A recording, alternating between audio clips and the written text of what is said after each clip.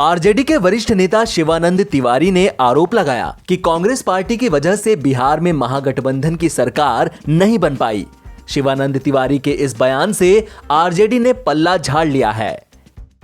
RJD के राज्यसभा सांसद मनोज झा ने कहा कि शिवानंद तिवारी ने जो भी कुछ कहा है वह उनकी निजी राय हो सकती है, यह पार्टी का रुख नहीं है। किसी भी विश्लेषण के लिए एक उचित समय और स्थान होता है। हम जानने की कोशिश करेंगे कि हमारे पास सहयोग और तालमेल में कमी कहां है। शिवानंद तिवारी के बयान पर कांग्रेस नेता तारिक अनवर ने कहा कि इस तरह की टिप्पणी करने से पहले वरिष्ठ नेता को सोचना चाहिए। कांग्रेस आरजेडी नहीं है। आरजेडी एक क्षेत्रीय पार्टी है और उसके नेता बिहार तक ही सीमित हैं। राहुल गांधी ने कहा था कि जब भी जरूरत होगी वे बिहार आएंगे और उन्होंने ऐसा किया भी। वे आरजेडी के नेताओं की तरह काम नहीं कर सकते। आपको बता दें कि इससे पहले बिहार चुनाव में हार पर खुद तारिक अनवर भी कांग्रेस के राज्य नेतृत्व पर सवाल उठा चुके हैं। शिवानंद तिवारी ने कहा कि राहुल गांधी केवल 3 दिन के लिए बिहार में आए।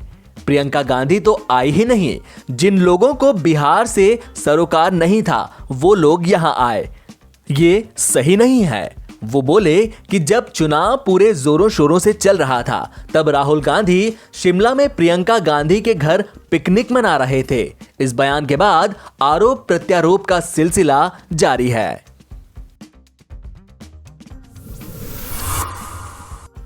पूर्व केंद्रीय मंत्री यशवंत सिन्हा ने कहा कि नीतीश कुमार केवल नाम के लिए बिहार में मुख्यमंत्री होंगे। सिन्हा के मुताबिक बीजेपी अपने दोस्तों और दुश्मनों को तब तक निचोड़ती है जब तक वे निर्जीव नहीं हो जाते। सिन्हा ने एक ट्वीट में कहा, नीतीश कुमार इसके ताजा उदाहरण है। वह सीएम होंगे लेकिन केवल नाम के।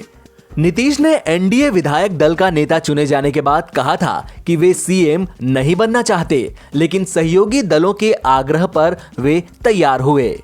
नीतीश ने कहा कि वे चाहते थे कि बीजेपी का कोई नेता सीएम बने क्योंकि उनकी ज्यादा सीटें हैं। रविवार को ही राज्यपाल फागू चौहान से मुलाकात कर जेडीयू अध्यक्ष ने सरकार बनाने का दावा पेश किया था। इससे पहले मुख्यमंत्री आवास पर एनडीए की संयुक्त बैठक में नीतीश कुमार को सर्वसम्मति से गठबंधन के विधानमंडल दल का नेता चुना गया। बीजेपी पर्यवेक्षक और केंद्रीय मंत्री राजनाथ सिंह ने इसका ऐलान किया था। भारत में कोरोना वायरस के 30,548 नए मामले सामने आए हैं, जो कि पिछले 4 महीनों के बाद एक दिन में सबसे कम दर्ज होने वाले मामले हैं। इसके साथ ही देश में कोरोना संक्रमण के अब तक कुल मामलों की संख्या 88,45,127 हो गई। पिछले 24 घंटे में 435 लोगों की मौत हुई है। स्वास्थ्य मंत्रालय द्वारा सोमवार सुबह जारी आंकड़ों के मुताबिक भारत में कोरोना के कुल मामले बढ़कर 88,45,000 हो गए हैं। वहीं अब तक 1,30,070 लोगों की जान जा चुकी है। कुल एक्टिव केसेस घटकर 4,65,000 पर पहुंच गए हैं।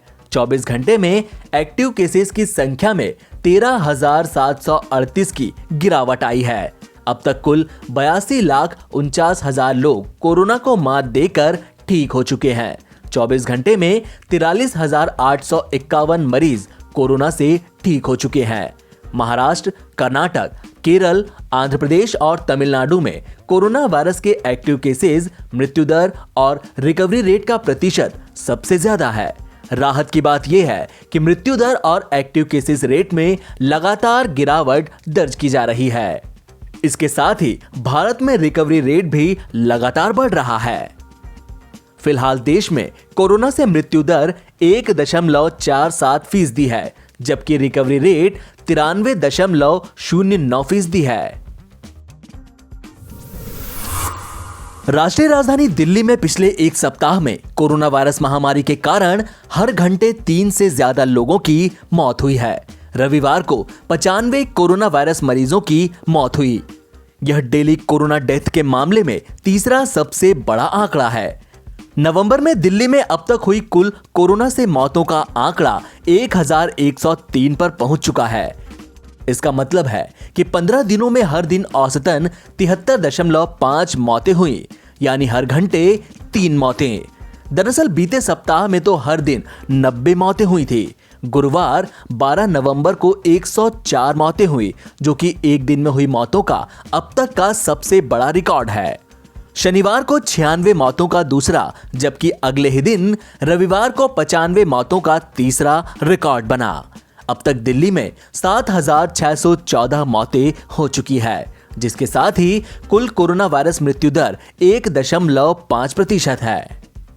यहां 39,990 एक्टिव केसेस हैं, जबकि 4,37,801 मरीज ठीक हो चुके हैं। देश की राजधानी भले ही कोरोना वायरस संक्रमण की तीसरी लहर से जूझ रही है, मगर लॉकडाउन का कोई प्लान नहीं है। दिल्ली सरकार में स्वास्थ्य मंत्री सत्येंद्र जैन ने सोमवार को साफ कहा कि ऐसी कोई योजना नहीं है। कल दिल्ली में 3,235 पॉजिटिव केस आए और 7,606 लोग रिकवर किए, 95 डेथ थी। तो अभी दिल्ली के अंदर जो हमारे पास बेड्स की पोजीशन है 8700 बेड ऑक्यूपाइड हैं और लगभग 7900 बेड्स अवेलेबल हैं। क्या है लॉकडाउन की तैयारी एक बार अचानक से सरकार, मुझे नहीं लगता, बहुत सारे मैसेजेस मुझे नहीं लगता। देखो, लॉकडाउन करने के बाद जब लॉकडाउन किया गया था वो that was a learning exercise. उस लॉकडाउन से जो भी सीख मिली इतने महीनों के बाद, ये सीख मिली कि भाई जो लॉकडाउन से आपको बेनिफिट लेना है वो तो मास्क ले सकते हैं आप। लॉकडाउन के बावजूद भी जिस टाइम लॉकडाउन किया गया कुछ 100 केस पूरे देश में थे, जब लॉकडाउन खत्म हुआ तो हजारों में पहुंच गए। आज वो उतने केस जितने कि लॉकडाउन पूरे उससे ज़्यादा एक दिन में आ जाते हैं। तो लॉकडाउन करने से इसको कंटेन किया जा सकता है, मुझे नहीं लगता संभव। वजह इसकी साइंटिफिक है या इस तरह से लगा साइंटिफिक है, लॉस हुआ है इस वजह से आप लॉकडाउन अफोर्ड नहीं कर? देखिएगा, साइंटिफिक बता रहा हूं मैं आपको। ये जो वायरस है, इस वायरस को रोकने के लिए आपको देखो सबसे कम पॉजिटिविटी कहां पर है, जो कोविड हॉस्पिटल है। कोविड हॉस्पिटल के स्टाफ मेंबर्स को सबसे कम पॉजिटिविटी आ रही। क्यों आ रही है? क्योंकि वो प्रोटेक्शन ले रहे हैं। जो सबसे ज्यादा खतरनाक एनवायरनमेंट में रह रहे हैं उनको सबसे कम पॉजिटिविटी, क्योंकि वो अपने आप को प्रोटेक्ट कर रहे हैं। आप भी प्रोटेक्ट कर लीजिएगा तो प्रोटेक्शन इज सफिशिएंट। आप लॉकडाउन के बावजूद भी घर से कोई ना कोई तो निकल रहा है, अगर वो घर में वायरस लेके आ गया तो सबको हो सकता है।